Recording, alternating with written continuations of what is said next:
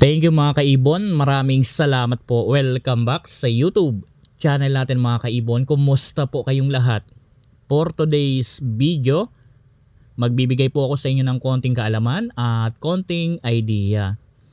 Dito po sa video na to, pag-usapan po natin mga kaibon ang palagi pong tinatanong sa akin ng mga kaibon natin na bagong pasok po sa larangan ng pag-iibon. Marami kasi ang newbie na nagtatanong sa akin, ano daw ba ang dapat aralin kapag isang bagong pasok sa larangan ng pag-aalaga po ng ibon. Ito pong video na to, napaka-importante po nito, lalong-lalo doon sa mga nagtatanong sa akin ito na bagong pasok sa larangan ng pag-aalaga po ng ibon. Ito pong video na to ay para po talaga ito sa inyo. Sana po meron kayong matutunan po dito sa mga sasabihin ko dahil napaka-importante po nito. Hindi kasi biro ang pag-aalaga po ng mga alaga nating ibon. Dapat po dito meron talaga tayong pangunawa, mahabang pasensya at higit sa lahat dapat meron tayong oras para sa mga alaga po natin para hindi mapabayaan. Ngayon, sasagutin ko yung tanong kung ano ba ang dapat aralin kapag ikaw ay isang bagong pasok sa larangan ng pag-aalaga ng ibon. Unang-una po, simpleng-simple lang. Dito po sa pagbigay muna ng patoka at pagbigay po ng vitamins at gulay.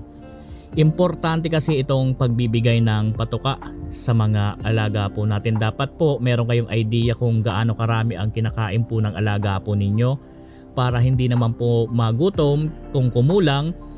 Kung sumobra naman, hindi naman magkasapola.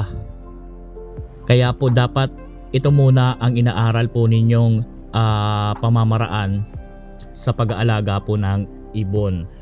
Halimbawa po sa pares, kung meron kayong isang pares,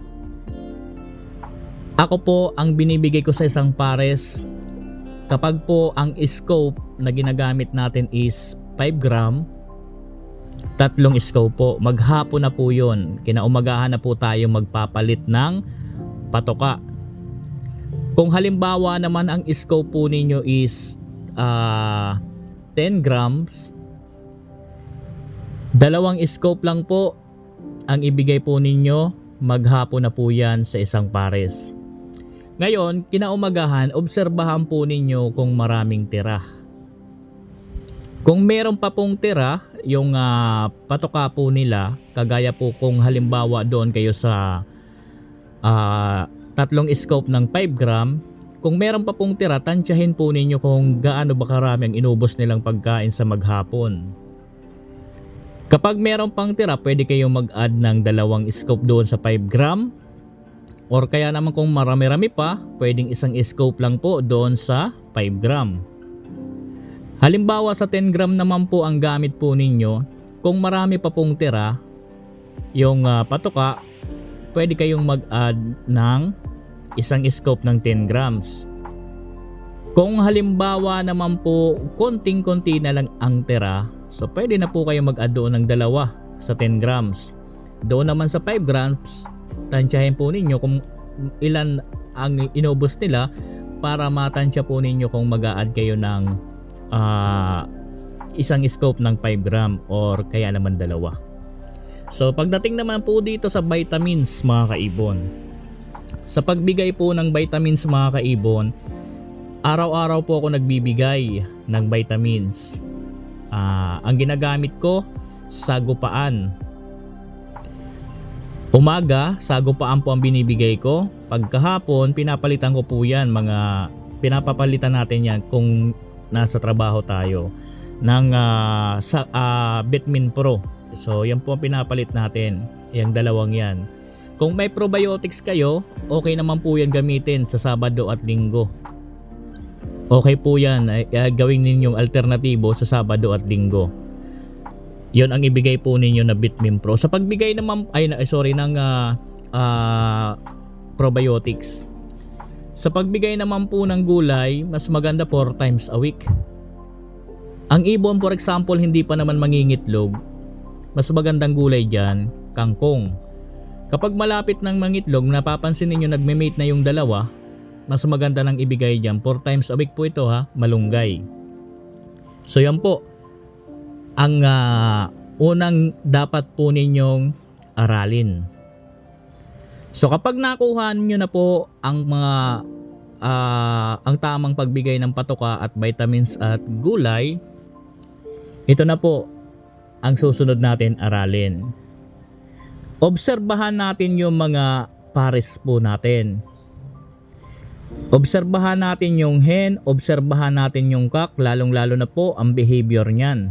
Obserbahan po natin ang mabuti. Kung wala tayong ginagawa at nakatambay naman tayo dyan sa ibunan, obserbahan nyo po ang behavior ng cock at obserbahan din ninyo ang behavior ng hen. Kapag po naobserbahan nyo na po ang behavior ng cock at hen, medyo madali na po sa inyo kung paano at kung ano ang gender ng cock at ng hen. Importante kasi ito mga kaibon dahil syempre medyo mataas ang DNA ng isang ibon. Lalong-lalo na po kung hindi po kayo nakakabili ng mga pares or mga proven, kahit nakakabili kayo ng pares kung hindi naman proven. So pagdating sa DNA medyo malilito tayo. Kaya po ito po ang pangalawang dapat ninyong aralin. Kung paano at kung ano po ang behavior ng gender ng cock at hen. Ngayon kapag naobserbahan mo yung gender ng cock for example, hulihin mo. Kapain mo, kapag po kinapayan, kapain mo yung sipit-sipitan. Kapag po kinapa mo yung sipit-sipitan, kapag po pataas na medyo matulis, possible cock yan. Pero hindi 100% po yan. Tapos tingnan nyo po ang tuka. Kapag po ang tuka niya medyo slim, medyo maliit, tapos tingnan nyo po ang buntot. Kapag po slim din po ang buntot, maliit, possible na cock po yan. Ngayon sa mga hen naman, kapain nyo po yung hen. Kapag ginapaan nyo po yan, medyo hindi matulis ang sipit-sipitan, medyo mababa siya at medyo buka. Tapos tingnan nyo po ang tuka. Kapag medyo malaki ang tuka, tingnan nyo rin po ang buntot. Kapag medyo malaki ang buntot, possible hen yan. So sa mga buntot ng cock, ang shape niyan parang B as in victory. Sa mga buntot naman ng mga hen, U yan as in Unilever. So ganun po ang shape ng buntot ng cock at ng hen. Pero itong binabanggit ko pong ito is hindi po ito 100% masasabi natin na ganon ang gender talaga. Pero malapit sa katotohanan. Hindi man natin masasabi na 100%, pero medyo malapit sa katotohanan. Ngayon, kapag nesting na yung alaga nyo po, magbigay po kayo ng sanga ng malunggay. Kapag po nagne-nesting yung pares po ninyo, obserbahan nyo rin po. Kapag po ang halimbawa yung possible gender mo na hen dyan is kapag nagngat-ngat ng nesting material pulido, talagang ginangat-ngat niya hanggang dulo at pinapasok sa loob ng nest box, talagang possible hen yan. Yung cock naman, pag nagne-nesting ang hen, obserbahan mo yan, nanggugulo lang yan. Ngangat-ngat ng konti, aalis na. Yung hen talaga ang abala dyan sa pag-nesting. So yan po ang mga possible na pwede natin makitaan ng gender ang mga alaga po natin. Pero tandaan ha, hindi po ito 100% dahil ang 100% talaga dyan is DNA. At malalaman natin yan na 100% na yung pares natin cock at hen kapag may inakay na talaga. So yan po ang konti nating idea pagdating po sa pag-gender. Ngayon, ito po ang sunod na dapat po ninyong aralin. Pag-aralan nyo po or mag-research kayo, nood-nood ng mga video sa YouTube na nagbibigay din ng idea patungkol dito sa mga alaga natin. Pag-aralan nyo po ang mga mode of inheritance ng mga ibon. Ngayon, yan ang importante na may idea kayo sa mode of inheritance ng isang ibon, lalong-lalo na po kung hindi kayo nakakabili ng mga visual, mga back-to-back visual or ang nabibili nyo lang is pang project. Para po may idea kayo kung ano ang ilalabas doon sa mga binili ninyong materyales. And then, hindi naman nakakahiyang magtanong sa bibilhan po ninyo kung ano ba ang ilalabas ng mga parisan na kukunin po ninyo. Kaya importante na meron kang idea or importante na dapat aralin mo ang mode of inheritance ng mga ibon para po kung sakaling nagpa-project ka, talagang yung pagpa-project mo hindi masayang. So tandaan, dito po sa mga red eye, kagaya po ng Cremino, Albino, Lutino. So yan pong tatlong ino na yan, ang mode of inheritance po niyan is autosomal recessive. Yung tatlong binanggit kong yan, pwede yan maglabas ng red eye dahil lahat po yan na yung tatlong yan is compatible po yan na makakapagpalabas sila ng red eye dahil ang mode of inheritance po niyan is autosomal recessive, compatible lahat yan, yan tatlong ino na yan. Kahit magkahalo-halo man, may ilalabas yan na ino, basta po yan tatlong yan, magkaiba man sila ng mga kapares. So yan po, ino, mode of inheritance po niyan is autosomal recessive. Ngayon, dito naman tayo sa mga palo, kagaya po ng Dan palo, Bronze palo, Pale palo. Lahat po yan is autosomal recessive man. Pero hindi po compatible kung sila ang pagbabanggain mo. Kung halimbawa magpapares ka ng Pale palo, dapat ang kapares niyan is Pale palo din or kaya naman merong dugong Pale palo para po maglabas ng visual. Sa Dan palo, ganun din po. Kung magpapares po tayo, for example, Dan palo, parisan po natin ng Dan palo din, maglalabas po yan. Halos lahat ng anak niyan Dan palo na. Kung halimbawa naman hindi Dan palo, non-visual Dan palo ang kapares, pero dapat merong dugong Dan palo ang kapares. Sa bronze, ganun din po yan mga kaibon. So dapat ganyan po. Alam nyo po ang bawat mode of inheritance ng mga ibon. Sa pagpa-project naman ng mga ino, kung wala tayong visual, dapat halimbawa ang parisan natin back to back, split ino. So yan, maglalabas na yan ng mga visual sa inakay. At doon sa mga non-visual, possible na rin po yun na naka-split sa ino. So itong mga alili ng mga ino, kagaya po ng pastel, yan, meron po yan. Kagaya po ng yellow bulls, yan, merong mga dugong ino po yan. Kagaya po ng mga disino, so yan po, merong dugong ino yan. Kagaya po ng mga white bulls, so yan po, merong mga dugong ino yan. Kahit na nakuha nyo lang, na-acquired nyo lang yan, parisan nyo lang din ng merong dugong ino, lalabas na po ng visual yan.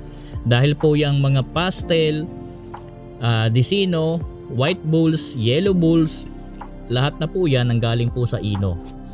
So doon sa kaibon natin ng mga nagtanong, yan lang naman po ang dapat ninyong aralin. Dahil napaka-importante niyan. Unang-una, pagbigay ng pagkain para hindi magutom, para hindi naman magkasapula kung sumobra. Sa vitamins, ganon din po. Pangalawa, yung simpleng pamamaraan ng pag-gender, pero hindi yan 100% dahil po ang talagang 100% is DNA, pero at least meron kayong background kung ano ba ang possible gender. Yun lang naman ang importante doon. Meron kayong idea kung paano ang pagkuha ng behavior na malaman natin ang gender ng isang ibon. So yan ang dapat din ninyong aralin. At pagdating naman dito, dahil magpapares kayo, magpaparadi kayo, dapat alam nyo po ang mga mode of inheritance ng bawat ibon. So hindi ko na isa-isahin yung bawat isa. Ang pinakang the best ko na lang na maipapayo, kapag po bibili kayo, magtanong kayo doon sa seller kung ano ba ang kalalabasan ng ganitong klase ng binili po ninyong ibon. Ngayon kung parang hindi kayo satisfied, pwede kayo magtanong sa iba. wala naman pong problema yan. Lahat naman po nagsimula sa ganyan. Kaya wag po kayong mahihiya. Pag pinairal nyo po ang hiya, talagang wala kayong matututunan.